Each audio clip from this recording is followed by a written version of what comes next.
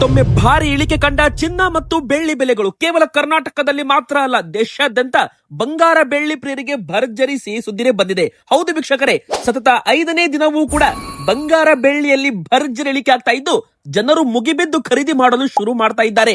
ಮೊದಲಿಗೆ ಮಹಿಳೆಯರಿಗಂತೂ ಬಂಪರ್ ಸುದ್ದಿ ಅಂತ ಹೇಳ್ಬಹುದು, ಚಿನ್ನಾಭರಣ ಪ್ರಿಯರಿಗೂ ಕೂಡ ಸಿಹಿ ಸುದ್ದಿ. ಆದ್ರೆ ನೋಡಿ ವೀಕ್ಷಕರೇ, ಬಂಗಾರದ ಮೇಲೆ ಹೊಸ ನಿಯಮವೂ ಕೂಡ ಪ್ರಾರಂಭವಾಗಿದೆ. ಅಂದ್ರೆ ಕೇಂದ್ರದ ಮೋದಿ ಸರ್ಕಾರದ ಮತ್ತು ಇನ್ಕಮ್ ಟ್ಯಾಕ್ಸ್ ನಿಯಮಗಳ ಪ್ರಕಾರ ಬಂಗಾರ ಮನೆಯಲ್ಲಿ ನೀವು ಎಷ್ಟು ಇಟ್ಕೋಬಹುದು, ಬಂಗಾರ ಖರೀದಿ ಮಾಡುವಾಗ ಈ ತಪ್ಪು ಮಾಡಿದರೆ ನಿಮಗೆ ಅಷ್ಟು ಪ್ರಮಾಣದಲ್ಲಿ ದಂಡ ಕೂಡ ಬೀಳಬಹುದು. ಪ್ರತಿಯೊಂದನ್ನು ಕೂಡ ಈ ವಿಡಿಯೋದಲ್ಲಿ ಮಾಹಿತಿ ಕೊಟ್ಟಿದ್ದೇನೆ. ಅಷ್ಟು ಮಾತ್ರವಲ್ಲದೆ ಇವತ್ತು ಬಂಗಾರ ಬೆಳ್ಳಿ ಬೆಲೆ ಎಷ್ಟು ಇಳಿಕೆ ಆಗಿದೆ, ಮುಂದಿನ ಬರೋ ದಿನಗಳಲ್ಲಿ ಬೆಲೆ ಏರಿಕೆ ಆಗುತ್ತಾ ಇಳಿಕೆ ಆಗುತ್ತಾ, ಈಗ ಬಂಗಾರ ತಗೋಬೇಕಾ ಬೇಡವಾ, ಇದನ್ನು ಕೂಡ ಈ ವಿಡಿಯೋದಲ್ಲಿ ನಾವು ನಿಮಗೆ ಉತ್ತರ ಕೊಟ್ಟಿರುವಂತದ್ದು. ವೀಕ್ಷಕರೇ, ಜಾಗತಿಕ ಮಟ್ಟದಲ್ಲಿ ಅಮೆರಿಕ ಮತ್ತು ಇರಾನ್ ನಡುವಿನ ಯುದ್ಧ ಪರಿಣಾಮ ಚಿನ್ನ ಬೆಳ್ಳಿ ಬೆಲೆಯಲ್ಲಿ ಹಾವು ಏಣಿಯಾಟ ಶುರುವಾಗಿದ್ದು ಈಗ ಇಳಿಕೆ ಪರ್ವ ಕೂಡ ಶುರುವಾಗಿದೆ. ಹಾಗಾದ್ರೆ ಎಲ್ಲವನ್ನು ಕೂಡ ಡೀಟೇಲ್ ಆಗಿ ಮಾಹಿತಿ ನೋಡೋಕ್ಕಿಂತ ಮುಂಚೆ ವೀಕ್ಷಕರೇ, ನಿಮಗೂ ಕೂಡ ಆಸೆ ಇದ್ರೆ ಬಂಗಾರದ ಬೆಲೆ ಆದಷ್ಟು ಬೇಗ 1 ಲಕ್ಷ ರೂಪಾಯಿ ಒಳಗಡೆ ಬರಲಿ ಅಂತ ಆಸೆ ಇದ್ರೆ ಬೇಗನೆ ವಿಡಿಯೋಗೆ ಲೈಕ್ ಮಾಡೋದ್ರ ಮೂಲಕ ವಿಡಿಯೋಗೆ ಸಪೋರ್ಟ್ ಮಾಡಿ. ಇನ್ನು ವೀಕ್ಷಕರೇ, ನಿಮಗೆಲ್ಲರಿಗೂ ಕೂಡ ಇವತ್ತು ನಾವು ಒಂದು ಪ್ರಶ್ನೆ ಕೇಳ್ತೀವಿ, ಆ ಪ್ರಶ್ನೆಗೆ ದಯವಿಟ್ಟು ಉತ್ತರ ಕೊಡಿ. ನಿಮ್ಮ ಪ್ರಕಾರ ಬಂಗಾರದ ಸರಿಯಾದ ಬೆಲೆ ಎಷ್ಟಾಗಬೇಕು, ಬಡ ಜನರು ಕೂಡ ಸುಲಭವಾಗಿ ಬಂಗಾರವನ್ನ ಖರೀದಿ ಮಾಡಿದಂತಾಗಿರ್ಬೇಕು, ಆ ಒಂದು ಬೆಲೆ ನಮಗೆ ನೀವು ಕಮೆಂಟ್ ಅಲ್ಲಿ ಉತ್ತರದ ಮೂಲಕ ಕೊಡಬಹುದು. ವೀಕ್ಷಕರೇ, ದಯವಿಟ್ಟು ನಿಮ್ಮ ಅನಿಸಿಕೆ ಕಮೆಂಟ್ ಮಾಡಿ. ಎದಕ್ಕಂದ್ರೆ ನಾವು ಪ್ರತಿಯೊಂದು ಕಮೆಂಟ್ಗೂ ಕೂಡ ರಿಪ್ಲೈ ಮಾಡ್ತಾ ಇದ್ದೇವೆ, ಹಾಗೂ ನಿಮ್ಮ ಕಮೆಂಟ್ಗೋಸ್ಕರ ಹೃದಯಪೂರ್ವಕ ಧನ್ಯವಾದಗಳು. ಈಗ ಬನ್ನಿ ವಿಡಿಯೋನ ಶುರು ಮಾಡೋಣ. ಮೊದಲಿಗೆ ವೀಕ್ಷಕರೇ, ಬೆಳ್ಳಿ ಬೆಲೆಯಿಂದ ಶುರು ಮಾಡೋಣ. ಏರಿಕೆ ಆಗಿದ್ದ ಬೆಳ್ಳಿ ಬೆಲೆ ದಿಢೀರ್ ಅಂತ ಇಳಿಕೆ ಕಾಣ್ತಾ ಇದೆ. ಹೌದು ವೀಕ್ಷಕರೇ, ನಾವು ನಿಮಗೆ ಸುಳ್ಳು ಹೇಳ್ತಾ ಇಲ್ಲ, ಸಾಕ್ಷಿ ಸಮೇತ ನಾವು ನಿಮಗೆ ಸ್ಕ್ರೀನ್ ಮೇಲೆ MCX ಚಾರ್ಟ್ ಕೂಡ ತೋರಿಸ್ತಾ ಇದ್ದೇವೆ. ಲೈವ್ ಚಾರ್ಟ್ ಕೂಡ ನೀವು ನೋಡ್ತಿರ್ಬೋದು. ಯಾವಾಗ ಎಲ್ಲ ಬೆಳ್ಳಿ ಬೆಲೆ ಇಳಿಕೆ ಆಗುತ್ತೆ ನೋಡಿ, ಮರುದಿನವೇ ಬಂಗಾರದ ಬೆಲೆ ಕೂಡ ಇಳಿಕೆ ಆಗಿರುತ್ತೆ. ವೀಕ್ಷಕರೇ, ಈಗ ನೀವು ಲೈವ್ ಆಗಿ ನೋಡ್ತಿರ್ಬೋದು ಯಾವ ತರ ಬೆಳ್ಳಿ ಬೆಲೆ ಭರ್ಜರಿ ಇಳಿಕೆ ಆಗಿದೆ. ಒಂದೇ ದಿನ ಬರೋಬ್ಬರಿ 10,000 15,000 ರೂಪಾಯಿ ಅಷ್ಟು ಇಳಿಕೆಯಲ್ಲಿ ಕಂಡಿರುವಂತದ್ದು ನೋಡ್ತಿರ್ಬೋದು. ಇಲ್ಲಿ ನೀವು ಸ್ಕ್ರೀನ್ ಮೇಲೆ ಲೈವ್ ಆಗಿ ನಿಮಗೆ ನಾವು ಗ್ರಾಫ್ ಕೂಡ ತೋರಿಸ್ತಾ ಇದ್ದೇವೆ ನೋಡಿ. ಈ ಒಂದು ಚಾರ್ಟ್ ಮೂಲಕ ನಾಳೆ ಬಂಗಾರದ ಬೆಲೆ ಏರಿಕೆ ಆಗುತ್ತಾ ಇಳಿಕೆ ಆಗುತ್ತೆ ಅಂತ ನಾವು ಮನೆಯಿಂದಲೇ ಕುಳಿತು ಕೂಡ ತಿಳ್ಕೋಬಹುದು. ವೀಕ್ಷಕರೇ, ಇವತ್ತು ನೋಡಿ ಸದ್ಯಕ್ಕೆ ಲೈವ್ ಆಗಿ ನೋಡ್ತಿರ್ಬೋದು. ನಿನ್ನೆಗೆ ಇವತ್ತಿಗೆ ಕಂಪೇರ್ ಮಾಡಿದ್ರೆ ಮೊನ್ನೆ 2,55,000 ರೂಪಾಯಿ ತನಕ ಬಂದಿತ್ತು ಬೆಳ್ಳಿ ಬೆಲೆ ವೀಕ್ಷಕರೇ. ಆದ್ರೆ ಈಗ ನೋಡಿ ಮತ್ತೆ 2,45,000 ರೂಪಾಯಿ 2,40,000 ರೂಪಾಯಿ ತನಕ ಬಂದಿತ್ತು. ಹತ್ತತ್ರ 15,000 ರೂಪಾಯಿ ಒಂದೇ ದಿನ ಭರ್ಜರಿ ಇಳಿಕೆಯಲ್ಲಿ ಕಂಡಿರುವಂತದ್ದು ವೀಕ್ಷಕರೇ. ಅಂದ್ರೆ ಯಾವಾಗ ಬೆಳ್ಳಿ ಬೆಲೆ ಇಳಿಕೆ ಆಗುತ್ತೆ ನೋಡಿ, ಅದಕ್ಕೆ ತಕ್ಕಂತೆ ಬಂಗಾರದ ಬೆಲೆಯಲ್ಲೂ ಕೂಡ ಇಳಿಕೆ ಆಗುತ್ತೆ ವೀಕ್ಷಕರೇ. 2,50,000 ರೂಪಾಯಿ ದಾಟ್ತಾ ಇದ್ದಂತೆ ಬೆಳ್ಳಿ ಬೆಲೆ ಮತ್ತೆ ಕುಸಿತಾ ಇದೆ. ಇದು 3ನೇ ಬಾರಿ ಆಗ್ತಾ ಇದೆ. ಅಂದ್ರೆ ಹೋದ ಬಾರಿ ಯಾರೆಲ್ಲ 1,20,000 ರೂಪಾಯಿಗೆ ಖರೀದಿ ಮಾಡಿದ್ರು ನೋಡಿ, ಅವರು 2.5 ಲಕ್ಷ ರೂಪಾಯಿ ಆಗ್ತಾ ಇದ್ದಂತೆ ತಮ್ಮ ಹತ್ತಿರ ಇರೋ ಒಂದು ಆಭರಣವನ್ನಾಗಿರ್ಬೋದು, ಬೆಳ್ಳಿ ಶೇರ್ ಆಗಿರ್ಬೋದು ಮಾರಾಟ ಮಾಡ್ತಾ ಇದ್ದಾರೆ. ಇದರಿಂದ ಲಾಭ ಬುಕ್ಕಿಂಗ್ ಆದಾಗ ಬೆಳ್ಳಿ ಬೆಲೆ ಇಳಿಕೆ ಆಗ್ತಾ ಇದೆ. ಇದೇ ತರ ಸೇಮ್ ಆಗಿ ಬಂಗಾರದ ಮೇಲೂ ಕೂಡ ನಡೀತಾ ಇದೆ. ಹಾಗಾದ್ರೆ ಮಾರ್ಕೆಟ್ ಅಲ್ಲಿ ಬೆಳ್ಳಿ ಬೆಲೆ ಇವತ್ತು 1 ಕೆಜಿಗೆ ಎಷ್ಟಿದೆ ಅಂತ ನೋಡೋಣ ಬನ್ನಿ. ಮೊನ್ನೆ 2,75,000 ರೂಪಾಯಿದ್ದು ನಿನ್ನೆ ಮತ್ತೆ 2,65,000 ರೂಪಾಯಿ ಆಗಿತ್ತು.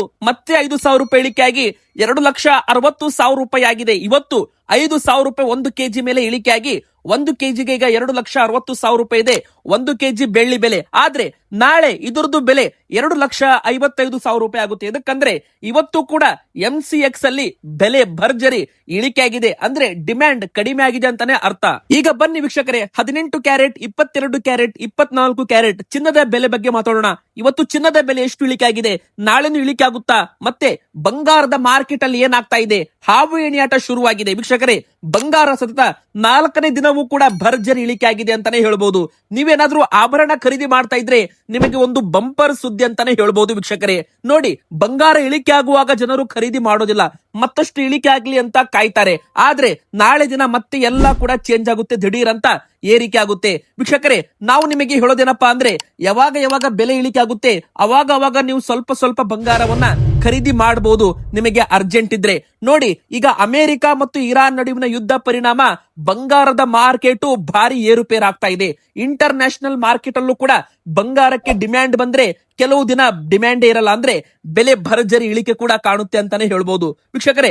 ಮೊದಲಿಗೆ ಹೇಳ್ಬೇಕಂದ್ರೆ 18 ಕ್ಯಾರೆಟ್ ಚಿನ್ನ 22 ಕ್ಯಾರೆಟ್ ಚಿನ್ನ ಯಾವ ಚಿನ್ನ ತಗೋಬೇಕು, ಇನ್ನು ಬಂಗಾರದ ಅಂಗಡಿಯಲ್ಲಿ ನಿಮಗೆ ಮೋಸ ಆಗ್ಬಾರ್ದಂದ್ರೆ ಏನ್ ಮಾಡ್ಬೇಕು ವೀಕ್ಷಕರೇ.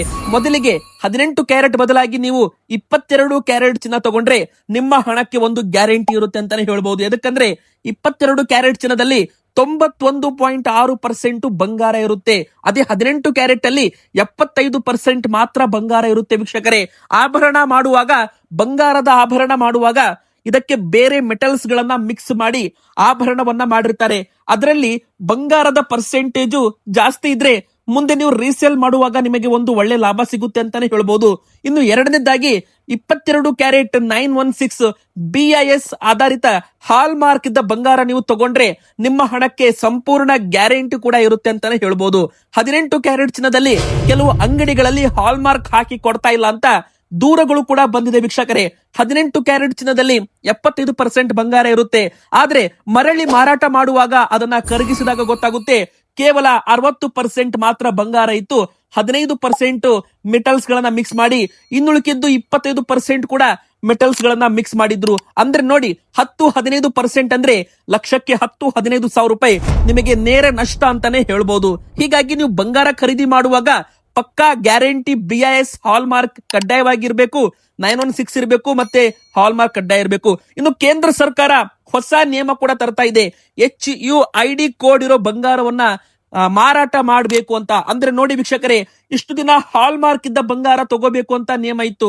ಆದ್ರೆ ಈಗ ಹಾಲ್ ಮಾರ್ಕ್ ಗೆ ಮತ್ತಷ್ಟು ಸೇಫ್ಟಿಯಾಗಿ HUID ಯುನಿಕ್ ಐಡೆಂಟಿಫಿಕೇಶನ್ ನಂಬರ್ ಅನ್ನು ಕೂಡ ಪ್ರತಿಯೊಂದು ಆಭರಣಕ್ಕೂ ಕೂಡ ಜ್ಯುವೆಲ್ಲರಿ ಅಂಗಡಿಯವರು ಹಾಕಿ ಮಾರಾಟ ಮಾಡಬೇಕು ಅಂತ ರೂಲ್ಸ್ ಗಳನ್ನ ತರಲು ಕೇಂದ್ರ ಸರ್ಕಾರ ಮುಂದಾಗ್ತಾ ಇದೆ. ಈ ಮೂಲಕ ಗ್ರಾಹಕರ ಸಂರಕ್ಷಣೆ ಆಗುತ್ತೆ. 6 ಡಿಜಿಟ್ ನ ಒಂದು ಕೋಡ್ ಅನ್ನ ನಿಮ್ಮ ಬಂಗಾರದ ಆಭರಣದ ಮೇಲೆ ಹಾಕಲಾಗುತ್ತೆ.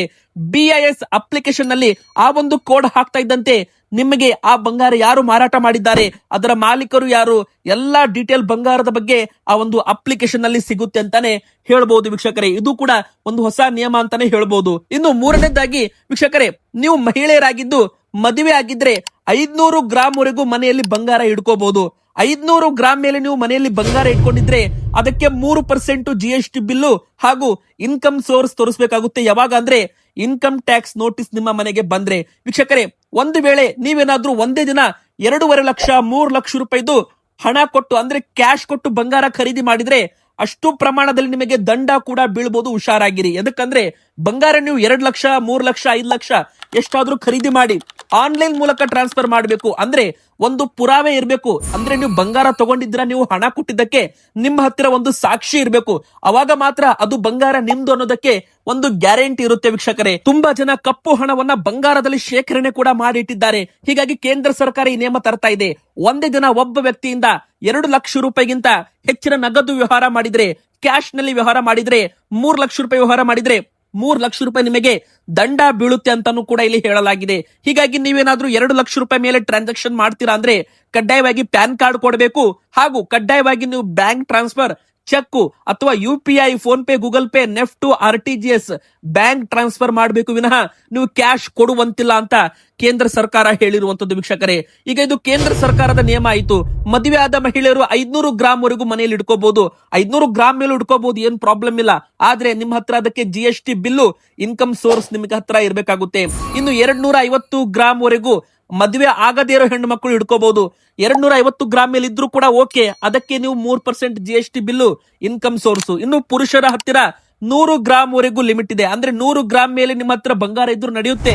ಆದ್ರೆ ಅದಕ್ಕೆ ನೀವು ಇನ್ಕಮ್ ಸೋರ್ಸ್, GST ಬಿಲ್ಲು ತೋರಿಸಬೇಕಾಗುತ್ತೆ ವೀಕ್ಷಕರೇ. ಈಗ ಬನ್ನಿ ವೀಕ್ಷಕರೇ, ಮಾರ್ಕೆಟ್ ಅಲ್ಲಿ ಬೆಲೆ ಇಳಿಕೆ ಆಗ್ತಾ ಇದೆ. ಹಾಗಾದ್ರೆ 18 ಕ್ಯಾರೆಟ್ ಚಿನ್ನದ ಬೆಲೆ ಇವತ್ತು ಎಷ್ಟು ಇಳಿಕೆ ಆಗಿದೆ ಅದನ್ನು ಕೂಡ ನಾವು ನಿಮಗೆ ಸ್ಕ್ರೀನ್ ಮೇಲೆ ತೋರಿಸಲಿದ್ದೇವೆ ವೀಕ್ಷಕರೇ. ನೋಡಿ, ನಿನ್ನೆಗೆ ಇವತ್ತಿಗೆ ಮತ್ತೆ 900 ರೂಪಾಯಿ ಇಳಿಕೆ ಆಗಿದೆ. ಕಳೆದ 3 ದಿನದ ಹಿಂದೆ ಇದರದ್ದು ಬೆಲೆ 1,17,500 ರೂಪಾಯಿ ಇದ್ದದ್ದು ಇವತ್ತು ನೋಡಿ 1,15,160 ರೂಪಾಯಿ ಆಗಿದೆ. ಹತ್ರ 2,500 ರೂಪಾಯಿಯಷ್ಟು ಇಳಿಕೆ ಇಲ್ಲಿ ಕಂಡಿರುವಂತದ್ದು ಬಂಗಾರದ ಬೆಲೆ.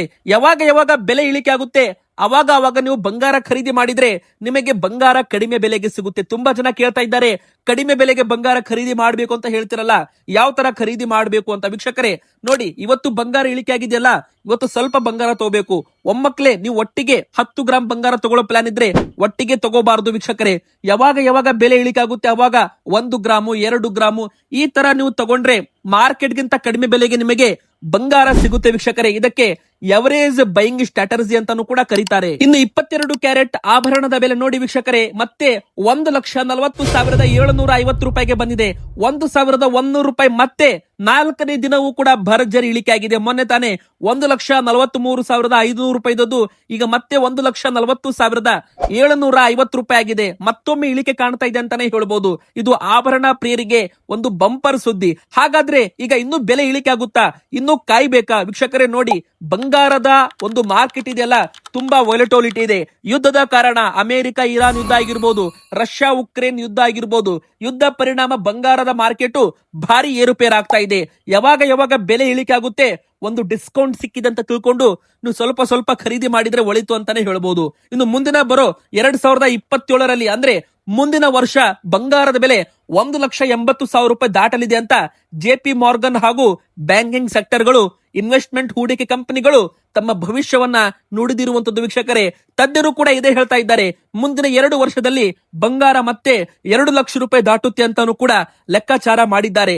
ಆದ್ರೆ ಜಾಗತಿಕ ಅನಿಶ್ಚಿತತೆ ಕಡಿಮೆ ಆದ್ರೆ, ಡಾಲರ್ ಮತ್ತೆ ಸ್ಟ್ರಾಂಗ್ ಆದ್ರೆ ಬಂಗಾರ ಬೆಳ್ಳಿ ಇಳಿಕೆಯನ್ನು ಕೂಡ ಆಗಬಹುದು ಅಂತ ತಜ್ಞರು ಹೇಳಿರುವಂತದ್ದು. ಇನ್ನು 24 ಕ್ಯಾರೆಟ್ ಚಿನ್ನದ ಬೆಲೆ ಮತ್ತೆ 1,200 ರೂಪಾಯಿ ಇಳಿಕೆ ಆಗಿದೆ. ನಿನ್ನೆ 1,54,750 ರೂಪಾಯಿದದ್ದು ಇವತ್ತು 1,53,550 ರೂಪಾಯಿ ಆಗಿದೆ ವೀಕ್ಷಕರೇ.